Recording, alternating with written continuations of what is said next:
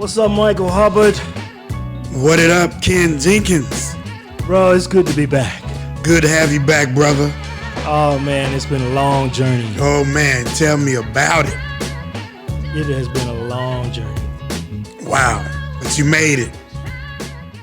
Yeah. You made it, man. Whew. Welcome back, everyone, to the first of hopefully many, many, many more Yes. of OPOD broadcasts. We are sorry for the little hiatus Yeah. that we took, but we got a real good reason. It was unavoidable. It was unavoidable, and let me just say, brother, it's good to be seen. It's good to see you, brother. It's good to be seen as opposed to being viewed. I was worried for a minute. I heard man. I heard your eyes were sweating a little bit on They were sweating a little bit. on one of those calls. They were.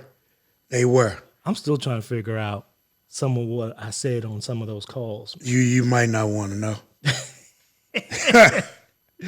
So for everyone who doesn't know, at this point, back in August, was it August?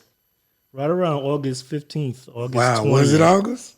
I came down with a severe case of COVID. Wow. And I know exactly where I got it from. I wish there was some legal recourse. But basically, I got my shot. And a few days later, I had to go to jury duty. And no one at the Denton Municipal Courthouse, well, let me not say no one. 30% of the people in the Denton Municipal Courthouse were wearing masks. Wow. Or observing any kind of social distancing. And I just knew, I was talking to my boss later that evening.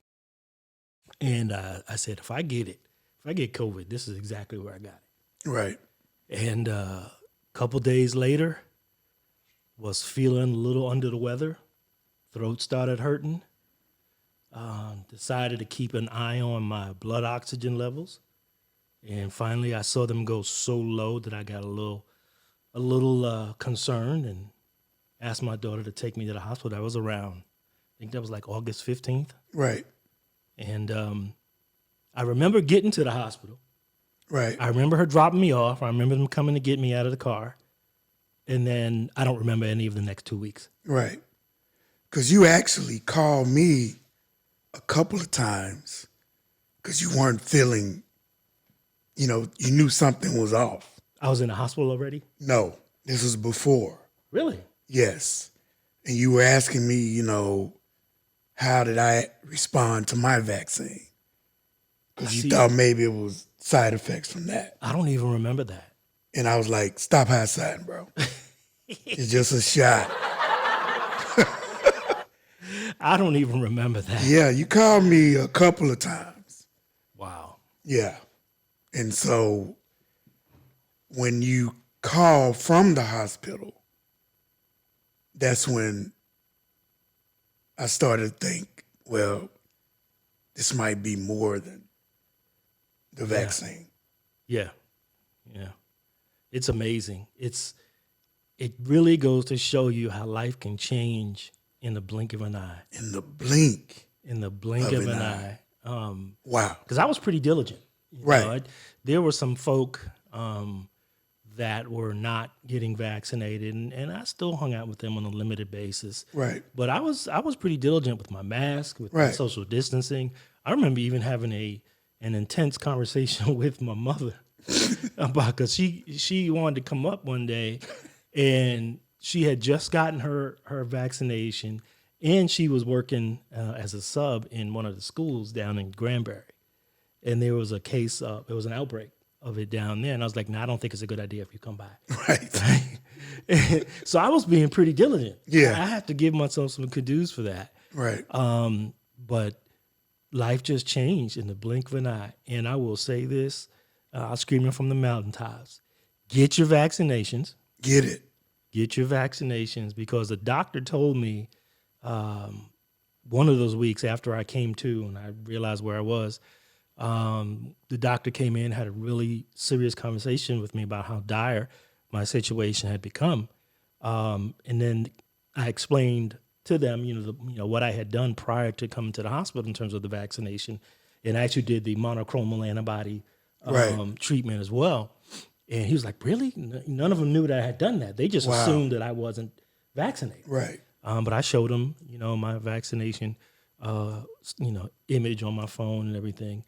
And he said, well, that makes sense because that's what saved your life. Wow. Having those antibodies in your system, even though I hadn't gotten to that 14-day of, period that they say you have to wait.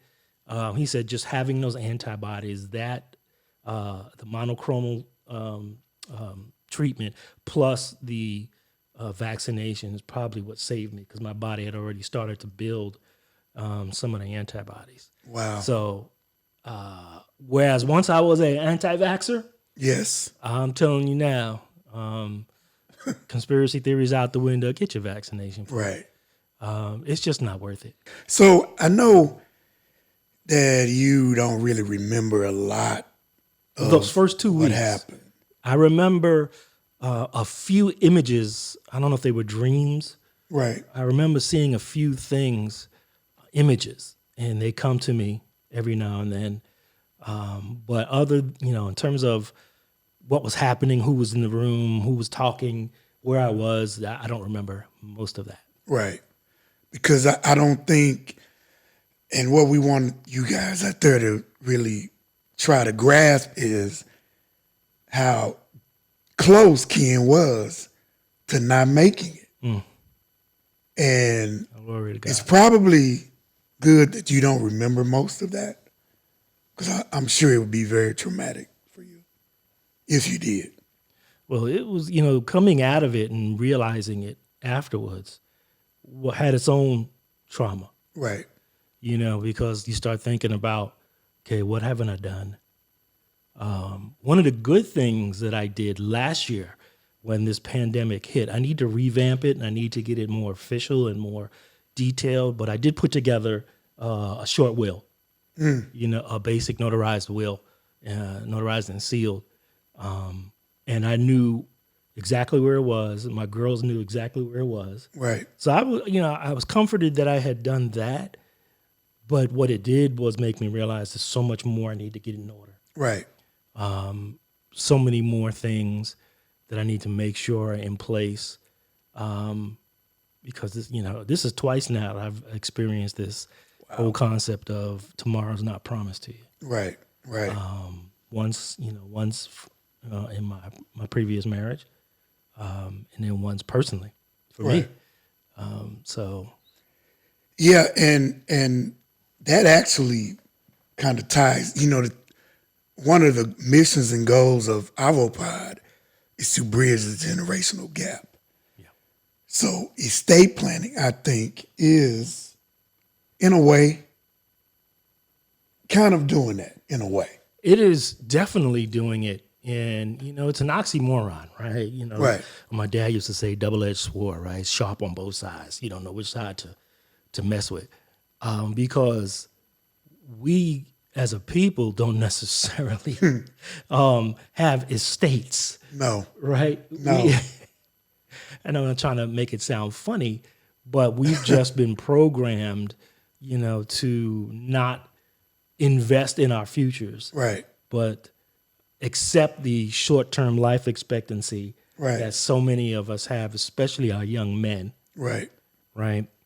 And not plan for or expect to be 40 or 50 or 60 years old. Right. And then, it's a whole nother story. We need to have our marketing guru on here, Kevin Walker, come back on. Yeah. But we're marketed to in such a fashion that we're like, we got to hit this now. Right. We got to have it immediately. Right. We can't wait. Right. I got to get rich quick. We live for the day, totally. We live for the day. So the whole concept of estate planning just goes by us. Right.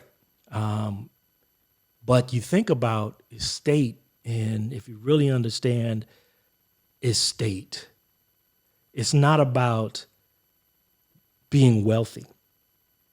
It's about making sure that your loved ones have ownership over the things that you spent your life working on. Right. Whether that was, let's say in my case, right, part of my estate planning is all my scripts. right? I want ownership of all my scripts to transfer to my kids, Right. right? I mean, it's a book, Right. It's paper, Yes. right? So other than residual income that may come through, film distribution and so forth, it's a piece of paper, right? So it doesn't have no inherent value, but I want to make sure the ownership is maintained by my kids. So we've got to think beyond. I've got $1 million, or I've got $500,000 in stocks and this and that. That estate is not just about financial wealth. It's about making sure you maintain and retain the ownership of things that are important to you, of the value that you've developed and you've worked on throughout your life. And, for Black people in America, so much has been stolen from us anyway. And, those things don't just automatically happen. Your writings and your, assets, they don't just automatically go to your family. They don't. And I don't think we get that. They don't. No. Which is people don't get that. No. There's something that a lot of people don't know, and some people might, those who have financial backgrounds or acumen. There's something as simple called a TOD notification or a TOD certification that you should make sure you have on all of your bank accounts. It's basically a transfer on death. Now, you'll go to a bank, right, and they'll tell you, don't worry about it. Don't worry about it. I said, no. I need you to take this notarized document and I need you to scan it or whatever and make sure it's in my file. Because if something happens to me, I want to make sure all of my liquid funds, bank accounts, CDs, whatever, get automatically transferred to my children. These Man, are I their didn't know social that. security numbers. And here's how I know. Wow. Here's how I know. When my wife died Right. suddenly, Yeah. right, she had a few bank accounts that I didn't know about. Wow. Okay. I'm not advocating for or against, That's a topic for another That's show. a topic for another discussion. But if anyone knows her, they like, Right. that sounds like her. It does. And That's so- why I'm laughing. And I found a bag of quarters one day. Oh, my God. I found a bag of quarters in a nightstand, and I found some cash in the Bible. See, those of you out there listening that knew Donna, his wife, you're laughing too right now. So anyway, she had an account at Chase, and she still had an old account at Crestar Bank, which is a bank we had back in Virginia. I remember Crestar. Yeah, and they would not immediately or automatically transfer those accounts to me or release them to me, release the proceeds to me. Even though you had marriage licenses. I had and all marriage license. I showed them my Bank of America account that we were joint ownership on, but I wasn't on her account. I wasn't on that account. that. Wow. Right. So I eventually got it. It wasn't much. Yeah. We went out to dinner, a couple Yeah. $100. Right. But they wouldn't just automatically transfer it to me. And that's when I learned about the transfer upon death or transfer on death verification that you should have attached to all of your bank accounts. Right. Now, like I said, some people will say, no, you don't need that because a lot of banks now will make that part of the verbiage in their account contracts that say you can designate your beneficiaries and all Right. that stuff. But I'd rather be safe than sorry. I Right. have beneficiaries designated and percentages and all that stuff, but I still physically have a transfer on death certificate in my account, scanned into my account, so they know upon my death, I give authorization for this account to be transferred to this person, their social security number, this person, their social security number, and whatever bank accounts they have. And it's funny because I was watching something on TV, and this guy was saying to another guy, I live my life knowing it's going to come to an end. Right. So, I don't live like I'm never going to die. I know I'm going to eventually die.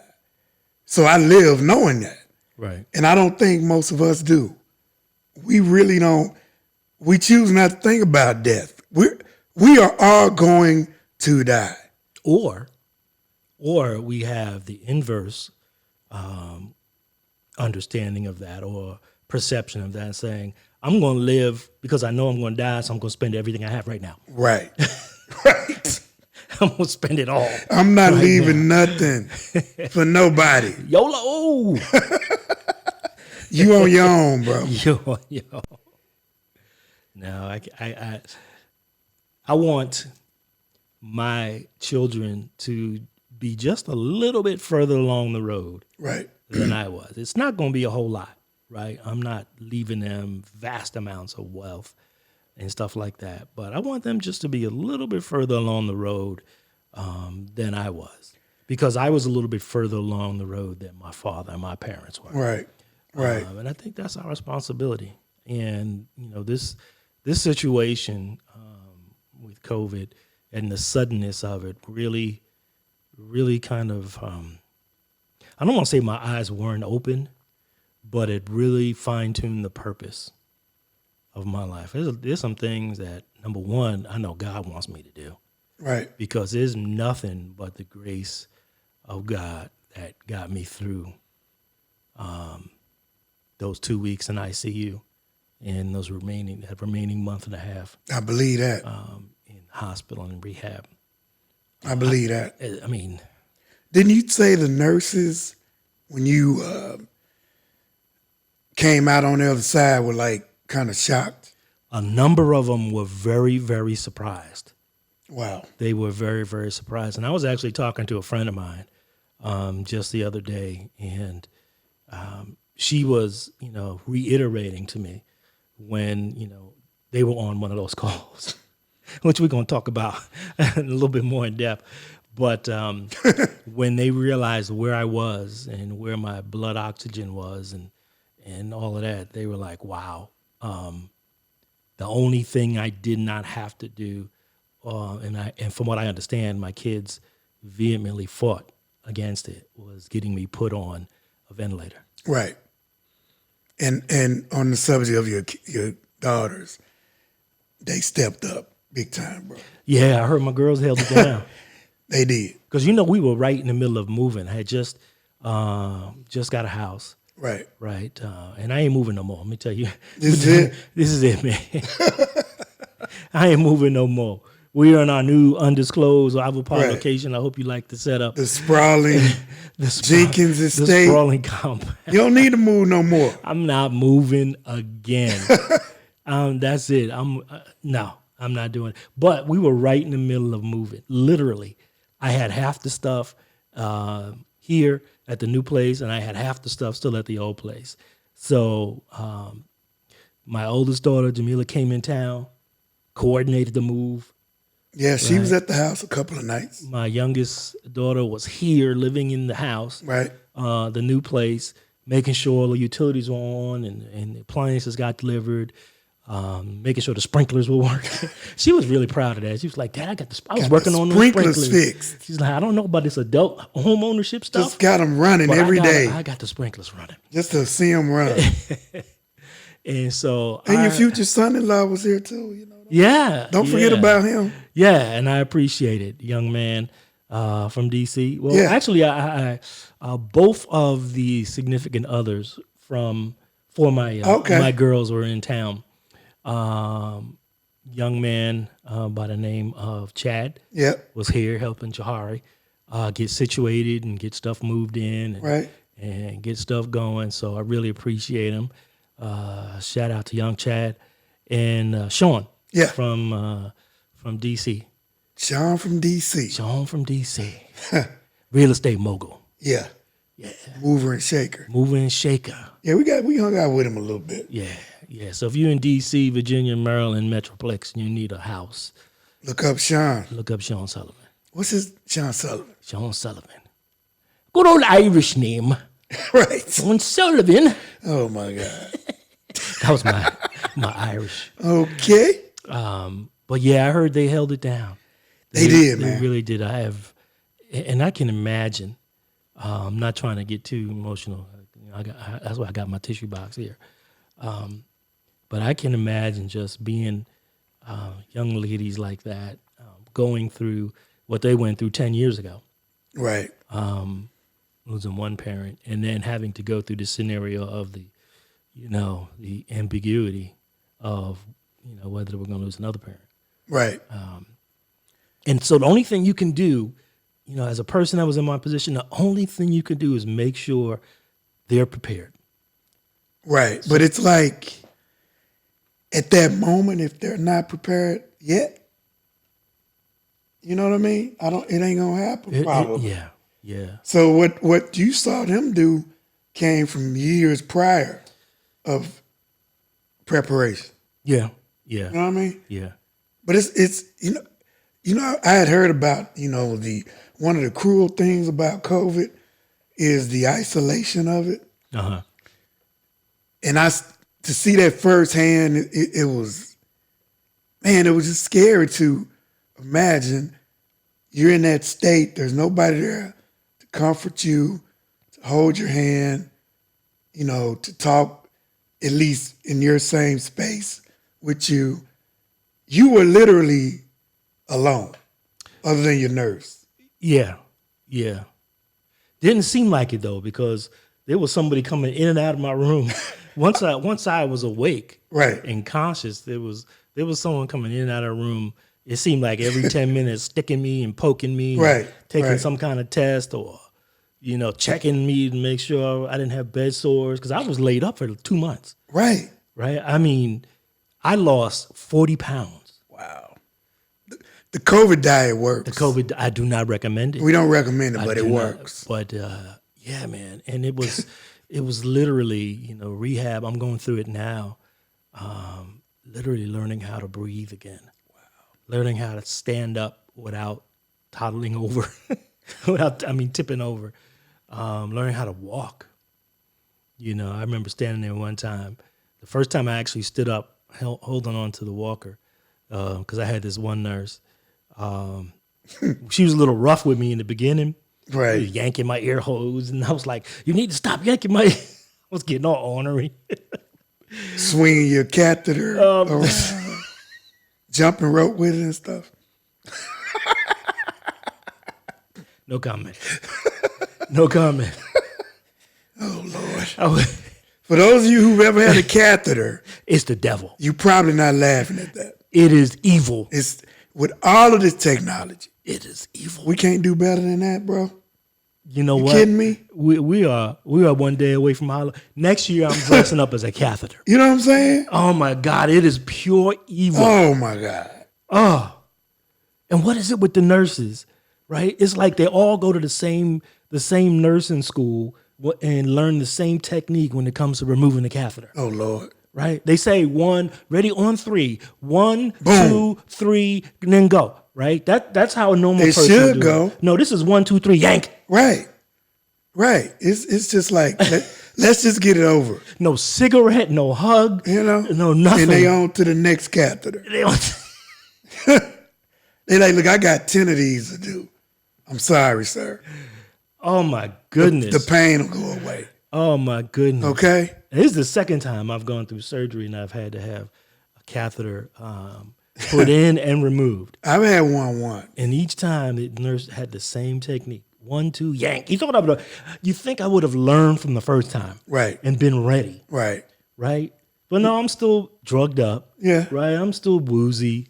And I'm believing that this person that's dedicated themselves and given a commitment to care for me and quote unquote do no harm, right? What is that? The hypocritical oath? Hypocritical oath. Right. Hypocritical oath. Right. That I can believe her, right? Nah, bro. I can believe what this woman is saying. And I'm not trying to be sexist. Please don't send me any letters. When I say woman, I'm just speaking in general. Usually a nurse is I believe what this human being is saying. In that when they say 1, 2, 3, they're going to yank it on 3, not 2.5. Nah, bro. Oh my God. But anyway, yeah, her name was Evie. Evie. Evie. She turned out to be my angel. Okay. She was rough in the beginning, though. Right. Right. We were giving each other some ornery looks. But so I don't know if this is TMI. Go for it. Go for it. We can edit it. All right, and then after I tell you this little story, we'll go to commercial break. Cool. And then we'll come back because I know you've got some questions. I know Yeah.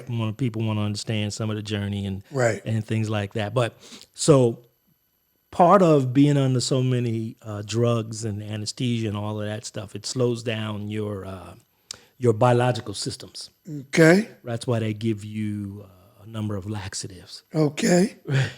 Your bodily functions ain't quite And so functioning. I hadn't utilized my bodily function from a solid waste standpoint Oh, Lord.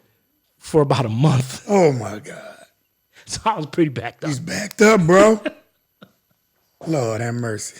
And so every day, if you would come in and she was like, "Do you have a BM yet? You have a BM?" And that's a bad accent, but she obviously was from another country. Right. And I would say no. And she's like, "Oh, we can't have that. We can't have that." So one day she came in and she said, "I'm going to bring you some prune juice." And I was like, "I don't really like prune juice. I don't need any prune juice." So she brought it in one day, and I didn't drink it, right? And then she got mad at me. And so she brought it in the next day. She made me promise I would drink it, and she said, "You need to drink this. I even warmed it up for you." Warm prune juice. Warm prune juice. That's pretty nasty. That sound nasty. It is. It is. It is. Oh, my God. And so How much of it did you have to drink? I drank maybe around a cup and a half over a couple days. Oh, okay. Right, because it wasn't like a switch, right? It wasn't drink the prune juice and then,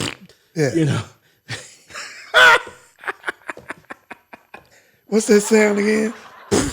What was that? What's that? I'm trying to find out the side. We'll find out after the break. Forgive me, I'm still trying to acclimate myself to the board again. Oh, Lord. But anyway, a couple days later, I did partake of the use of my bodily functions, and it was painful. It was a struggle. Was Evie there to help? No, she wasn't there. She wasn't there. But then, like the next day, Boy. what's that word, that scripture that says, "Open the windows of heaven and pour you out of." I don't think that's what it was talking about. Them ain't blessings, bro. Boy, them doors.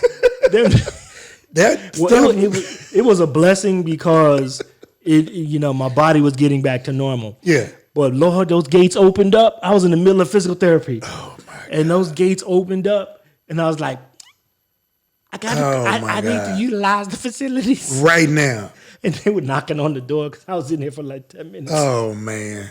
And then they like held over PT so they could make sure I got my last 5 minutes of it. But anyway, it was like once those gates opened up, man, they did not close for at least 20 minutes. And I didn't realize there was that much that could come out of the gates. Bruh.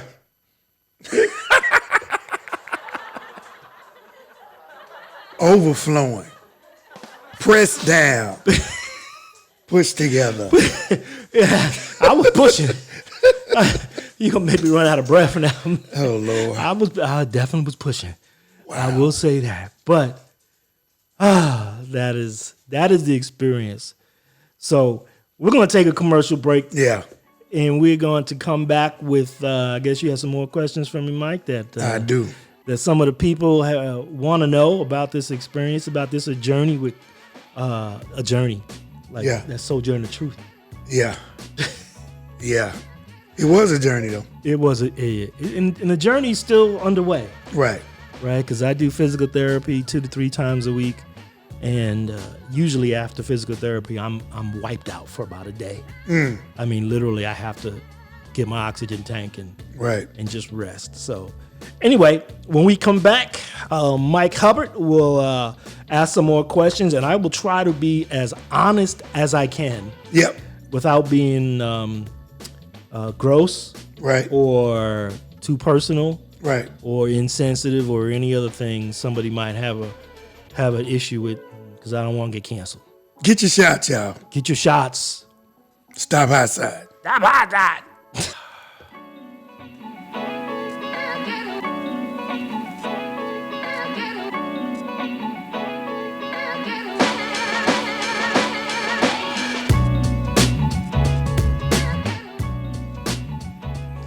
we're back. Alvo Pod, bridging the gap between Gen Z and baby boomers. So we've been talking, Mike, about my COVID journey. Yes. And there's been a lot of questions. One of the things that my girls had set up, what we alluded to earlier, was these conference calls. Right. They stuck me out there, man. They did. Because my understanding was I was pretty well drugged up. Dude, the one call I was on, well, I was on two. But the first one. Was that the one you were crying? Hey, man, I wasn't ready for it. You were. I wish I was sober enough to have seen that. I wasn't ready for it, dude. Then you'd have had me cry. I'd have been like, dude, I had to just literally back off the call. Was I not looking well? Bro, you had this thing on your face. Right. Like I don't know what they call it. Like an Avatar helmet? It looked like some type of a space helmet. But it was just the face part. Tubes. It looked like you was trying to move around.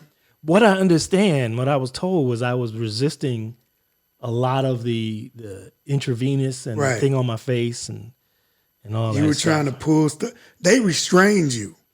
You know, I realized they restrained me afterwards because, you know, I'm thinking, y'all didn't restrain me. I'm calm. I'm cool. I wouldn't have never done it. They but then restrained you. My arm, so my daughter made fun of me because I had to shave my forearms because they were literally bruised up and scabbed over because I guess the restraints on my arm.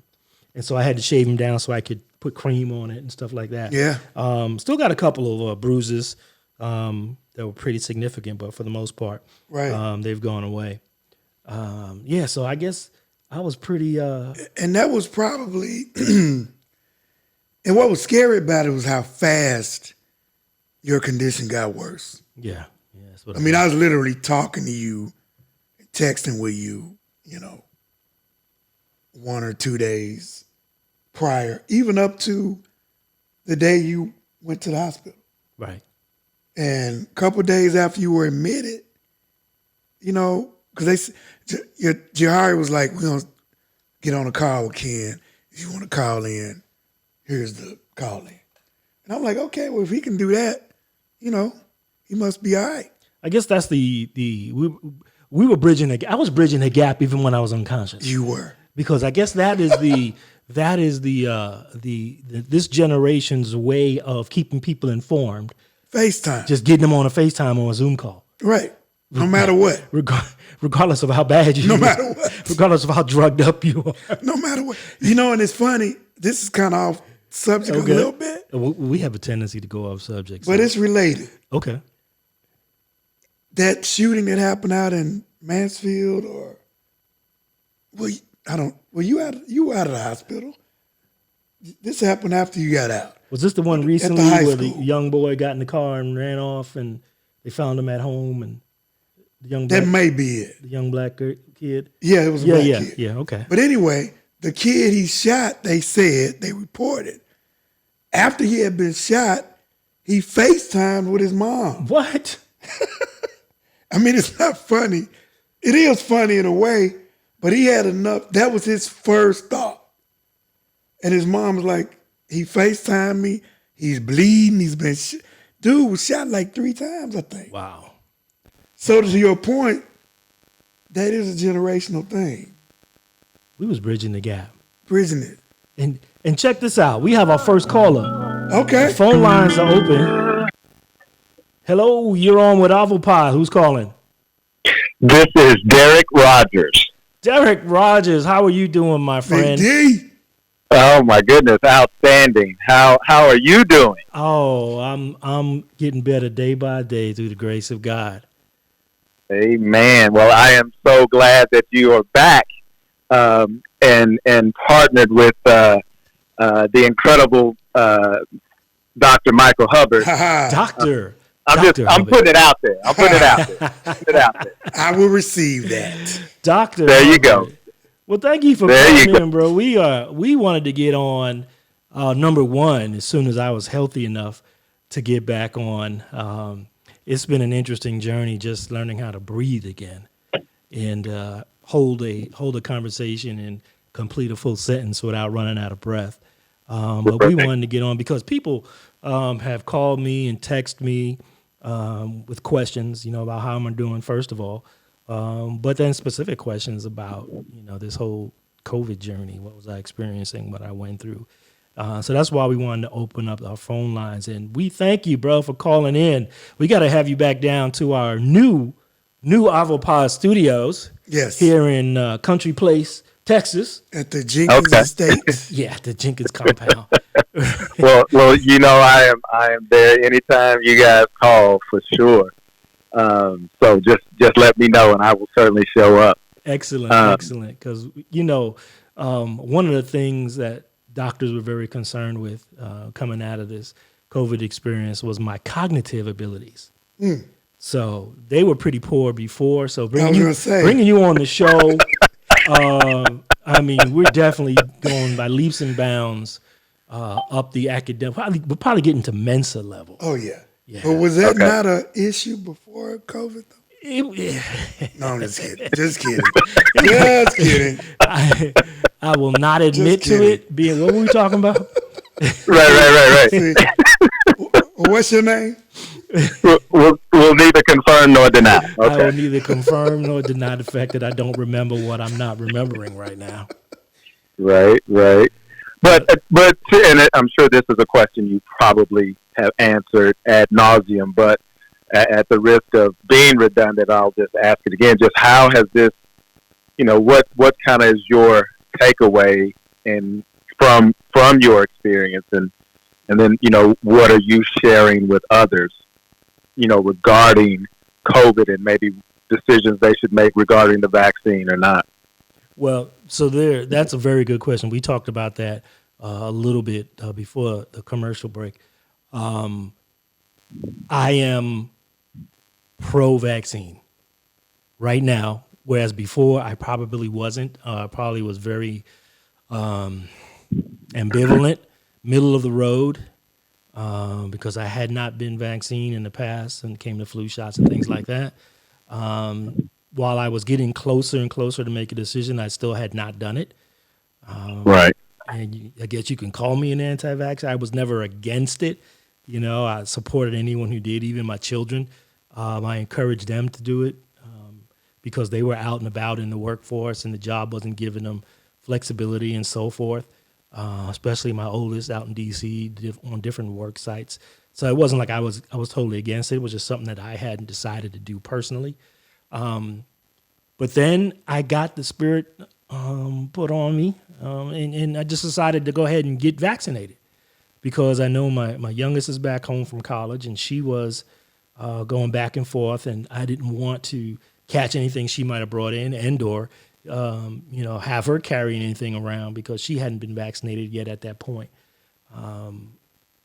So that was a long answer to a very short question. But I'm telling people now, go get your vaccine because what I told Mike earlier, and if someone want to call me flip flop or whatever, then that's fine. I'll just be an alive flip flopper right now because one of the things the doctor had told me after I regained some of my senses after a couple of weeks in the hospital, and I told him the story about having been vaccinated and also having gotten the monoclonal treatment, that even though I hadn't passed that 14-day period, my having those antibodies in my systems probably would save my life.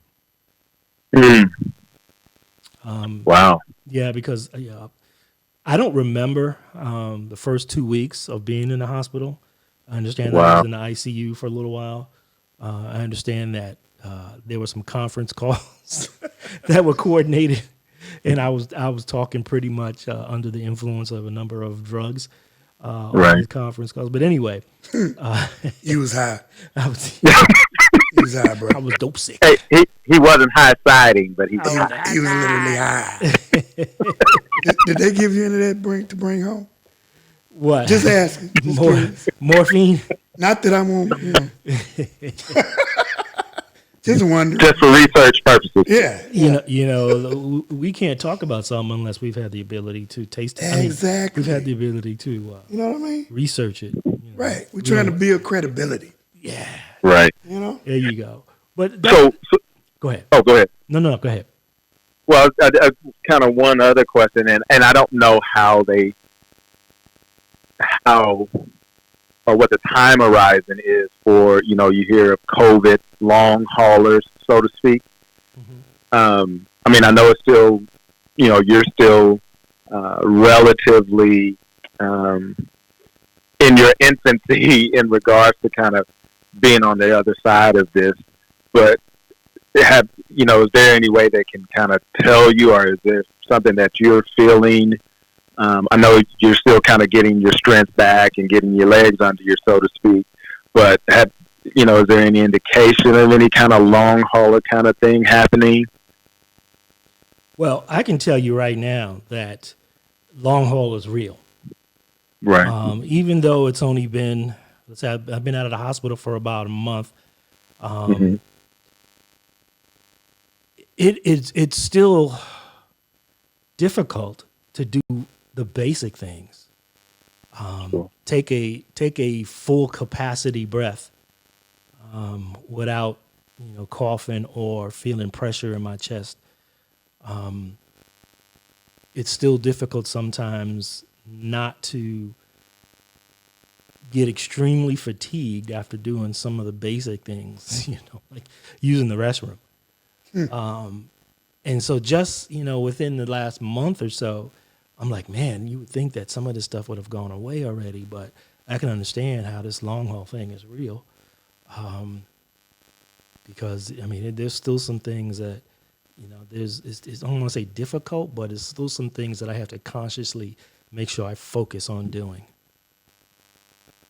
Right. Now, and there's no medication or anything that you now have to take that you didn't have to take before, or the long haul, you kind of just have to go through it, deal with it?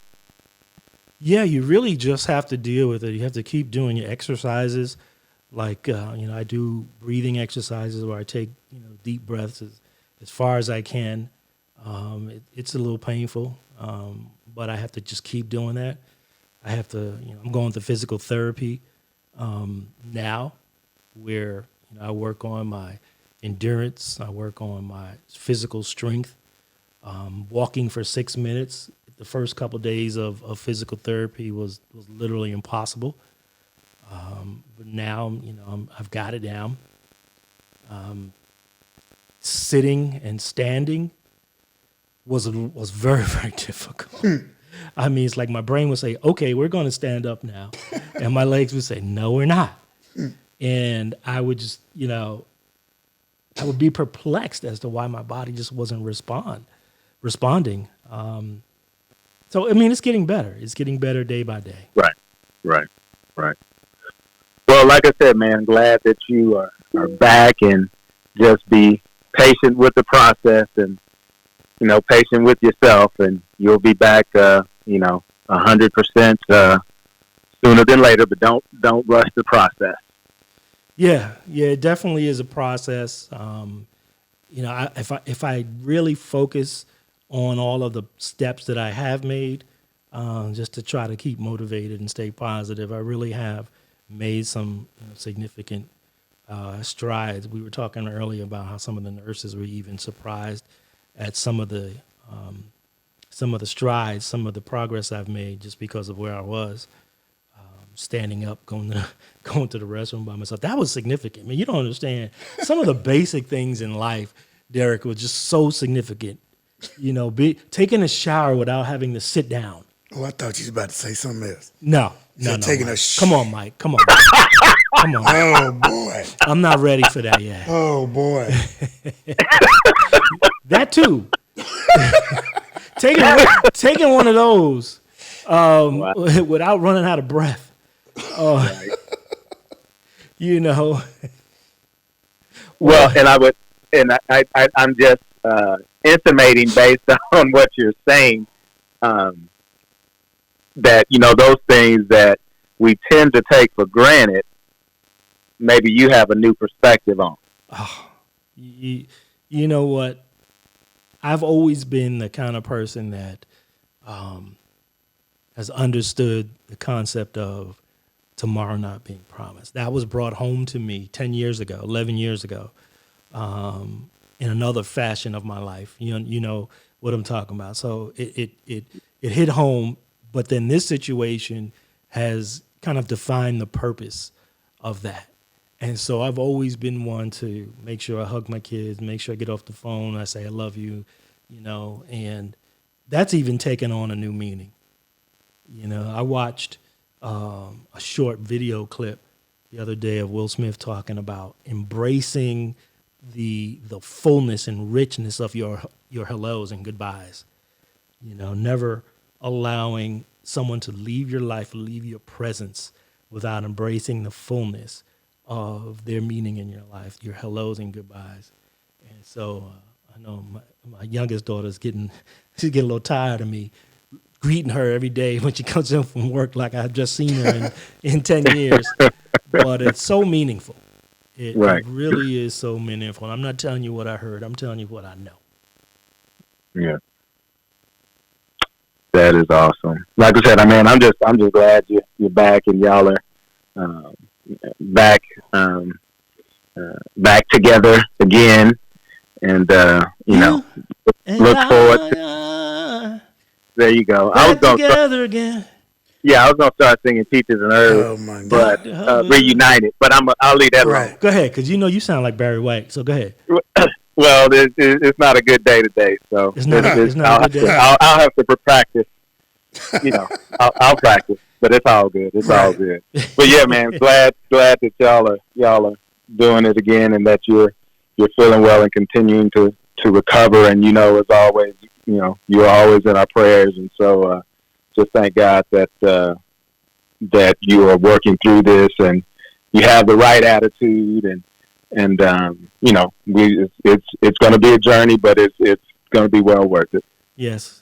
So I appreciate your love and your prayers, and let your beautiful wife know that I'm getting rid of all of my extra equipment.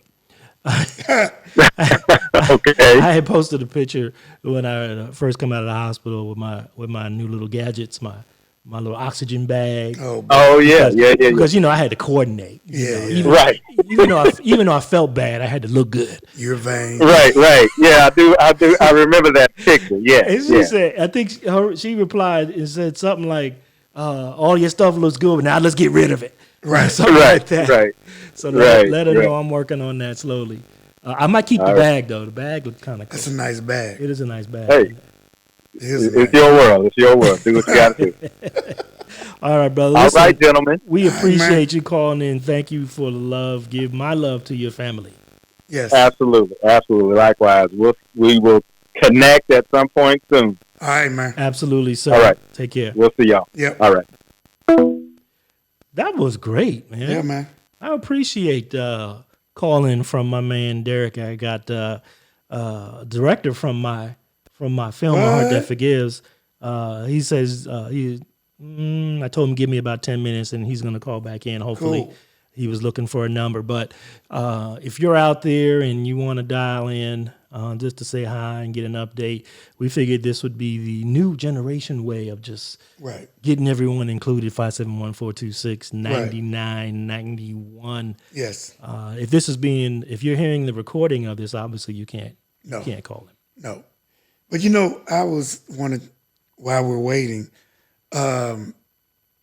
we've heard the physical recovery part. What's the psychological and mental recovery been like? You trying to make it? Where my tissues at? You don't need them. I don't need them. Let them flow, bro. Let them flow. Let them flow. The psychological and emotional. You got me over here already. Because it is. Forgive me for sniffling. It is 50%, emotional and psychological. Right. So I think I mentioned to you this before. When I first came home from the hospital, for the first couple of nights, I didn't want to go to sleep. Right. I was so emotionally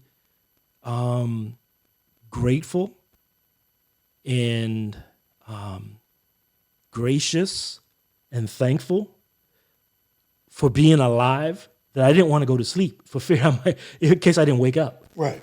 It's like I don't want to waste any time. So that was interesting because I've never been one to not be able to fall asleep when I'm tired. And I think I was up for like 3 or 4 days straight. Wow. I just didn't want to go to sleep. And then one of the things that I'm realizing now, especially with physical therapy, and this is my journey, right? This is my story. Yeah. But if anyone else has gone through this and they can relate, I have to. It's getting better, right? But I have to mentally tell myself it's okay to do things physically. Like what? So for instance, in the first couple of days where I was conscious in the hospital, and I would try to get up and do stuff, and then I would fall back down, like my legs wouldn't respond. And so I got to the point where I stopped. Anytime I thought about doing something, I just instinctively stopped because I didn't want to fall. I didn't want to be out of breath. I didn't want to knock it's like I became kind of just really. I don't want to say paranoid. It wasn't to that extent, but it was just, I was just really conscious of all of the possibilities instead of just getting up and doing something like I normally would have done. Does that make sense? It does. And my other question, do they recommend counseling? They do. Part of my rehab has been speech therapy. And basically that's a session where we do a lot of cognitive work, short-term memory, Really? reading comprehension, Really? put the square peg in the square hole and things like that. So there's a part of that is psychological. Yeah. Right. And if you have the right person as your speech therapist, you can get, kind of like, 2 for 1, if you will. Not that was the intent, but I just felt comfortable with, the person that I have now in rehab where, we spend 5 or 10 minutes just talking about what's going on emotionally. What is it that you want to work on? What is it that you feel you have, the biggest struggle with? Right now, my biggest struggle is probably short-term memory. That's why I carry, more so than I did in the past, I carry my notes around, carry a little notebook. That's why I got my little bag over there because it has a compartment for my notes. And it looks good. And it's leather. It looks good. It smells good. Anyway. Looks nice. I want it. Yeah, it's a nice bag. And I actually I got a bigger one too that I can fit my laptop in. Oh. That's more like a backpack. Right. But it's leather. It's like this. Okay. Yeah. Yeah, y'all got to see this. Yeah. What is that called? A pouch? It's Not a pouch? called a satchel? It's a little bigger than a Merce. Okay. Right. A little bigger than that. Okay. Right. It's not a fanny pack. It's a like a leather shoulder bag. Right. Okay. That's what it is. Okay. It's nice. Yeah, I was once I came to and I was getting a little bit more conscious of my environment, my surroundings. I was getting bored at night. Online shopping. And so my daughter came over one time. I had to give her my credit card because I was 2, 3 in the morning. I was ordering stuff. I was like, well, I'm moving into a new house. I need to have new stuff. Anyway, so that's the thing that I'm probably working on the most now is just, short-term memory, doing a lot of crossword puzzles, doing some Sudoku, which I never understood. Still trying to understand. Words with Friends is good. Words with Friends? Yeah, it's an app. Is it really? Never heard of that. I'll show it to you after we get through. Okay, yeah, send that to me. Doing kind of the solitaire is actually a good one for that. Right. Because you got to remember where the cards were and the combinations and the suits and so forth. So that's the thing that I'm working on the most. That's probably the thing that I'm finding for me has been probably the most challenging. Watching Tyler Perry shows might not help you. Don't do that. I do that a lot, and I've lost a lot of brain cells. Which ones are you talking about specifically? I watch all of them. I don't want to. Can I name them? Sure. The Oval. The Oval. The Oval is like a comedy. Bro. Right now. It is Dude. It is so it has become so outrageous. Oh my God. That I don't even take it seriously But anymore. I can't stop watching. Because it's like a chihuahua, right? It's one of those things that there's no redeemable value in it, but you can't stop looking at it. I catch all kinds of flack from my wife. Why are you watching that? Sisters? But you watch Sisters. Now there is some redeemable value in watching Sisters. No comments. I watch it for the compelling storyline. Compelling storyline. That KJ Smith be having some storylines for you. Boy. Yeah. She should win some awards. I see Oscar. At least an Emmy. Oh, Emmy. Yeah, man. Or at least a BET award. If she don't win a BET award, I'm protesting. Something. I'm protesting. But we digress. I'm taking back my vote. We digress. But back to the counseling. But do they recommend actual counseling with a therapist? It has been something that has been mentioned. Mm-hmm. There's nothing in my paperwork, in my exit papers, or any former conversations where they say you should do this. However, I did have sessions with the hospital psychologist. Okay. A very nice woman came into the room on a couple of occasions just to see where I was. Right. How my family was doing, how I was feeling coming out of, this experience. Because there are a lot of people who get to the point in which I was at physically that don't recover. And a good percentage of those folk that don't recover because they emotionally give up. Now you mean they die? They die. Is that what you're saying? Okay. Yeah. Yeah. And that's because they emotionally give up. It's just too much. It's just too much. Wow. Yeah. So I guess that's considered a near-death experience. Would you consider that a near-death experience? The only reason I hesitate is because I don't remember. Yeah. The only thing I can go by is what the doctors told me and what other people have told me. About people that were they've known folk that have gotten into that serious a situation physically. But did I see a bright light? No. Right. I did see, like I was telling you earlier about the vivid images. I remember the staircase. I remember vividly this mansion. I don't know if I was dreaming or what. It was this mansion with these rounding staircases on either side, and these diamonds were just flowing down the staircase like a waterfall. And I was walking over the diamonds. Now, down the stairs. I don't know if your daughter told you. What? Her theory is you had been watching Scarface. And if for those of you my little friend. Right. For those of you who've seen Scarface, he just described that staircase at the end of the movie. I really hadn't put two and two together with that. Somebody said something about Scarface, but I don't want to. I heard during one of the calls, Scarface was on. Okay. It was on the TV. Okay. In my room. Right. During one of those drug-induced states. Right. I did hear that. But we're going to attribute that to a spiritual experience. My Lord is building many mansions. Yes. And in that mansion, many rooms. Flowing with milk and honey. Yes, sir. And diamonds. Now, were you at the top of the staircase or at the bottom? I was in the middle of the staircase towards the bottom. And here's the difference. I guess why I hadn't drawn the connection between my very spiritual moment and Scarface was that it wasn't inside a house where the staircase was leading. It was outside to the driveway. Oh. So there was like a limousine waiting to pick me up. At the bottom, and for some reason, I'm thinking it was in Arizona.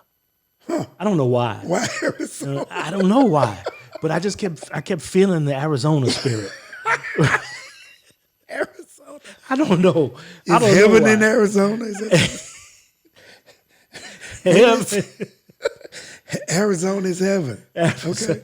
I don't know why. I just kept feeling Arizona. Wow. Okay. And there was a limousine at the bottom, waiting to pick me up. Once But I you got to didn't the go. bottom. I never got to the bottom of the staircase. Thank God you did. Amen, bro. So We don't know where that would have took you. yeah. So that's why I wasn't drawing that connection with Scarface. Okay. You have now Okay. ruined that whole. Okay. I was about to go out on the speaking circuit. Disregard everything I said. Talk about my my shining bright light moment. You know, Was it was all Scarface. cocaine cartel related. No, y'all.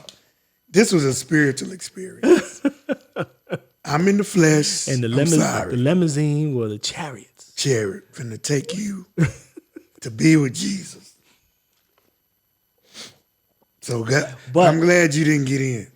Yeah. Yeah. I'm glad God has still got some more work for me to do. Don't scare me like that no more, bro. I didn't mean to, man. I didn't mean to. And I know God does not give us a spirit of fear. No, he don't. And from what I understand, from one of these phone calls that I was on that I don't remember, I guess I was like saying, I don't want to die. I heard about that I too. don't want to die. You know, Wasn't it a song you was? What was the song? it was a song that kept replaying itself in my mind. A friend of a friend wrote a song called "I Shall Live and Not Die." Darlene McCoy. Okay. And the hook is I shall live and not die. Wow. And that song kept playing itself over and over and over and over in my head. So that's interesting. So I don't recall actually thinking about it before I went to the hospital. Yeah. But for some reason, I know it was playing itself over and over and over in my head. And I guess at some point I started singing on the call. And I didn't want to die. Huh. Wow. I didn't. Yeah. I'm glad you didn't, bro. I will be very transparent with that. But you know, that even illustrates why it's important what you put into your spirit. It is very, You know what I very mean? important what you put into your You spirit. never know when it's gonna need to be recalled. You never know. Yeah. Generation moment right there, Hey, man. right? Because it's been said that we may not necessarily be living up to our name, our show name of Bridging the Gap. Somebody did say that. So anytime we do, we want to point it out. But see, that's the point. My short-term memory. What was I just saying? See, and I ain't even had COVID. You wasn't even paying attention to me. I was listening, man. That's a shame. I'm 50-something, bro. I'm 50-something. And I'm 50-something, and, you know, I know a little something, but I don't remember No, much. we were just talking about, you know, being ready, right, and preparing. And that's something that we need to make sure we're passing on to our young. We do. Is be prepared. You don't want to live in fear. No. Live for today, love for today, trust God, be happy, but understand that you got to prepare, especially if you have children. Oh, yeah.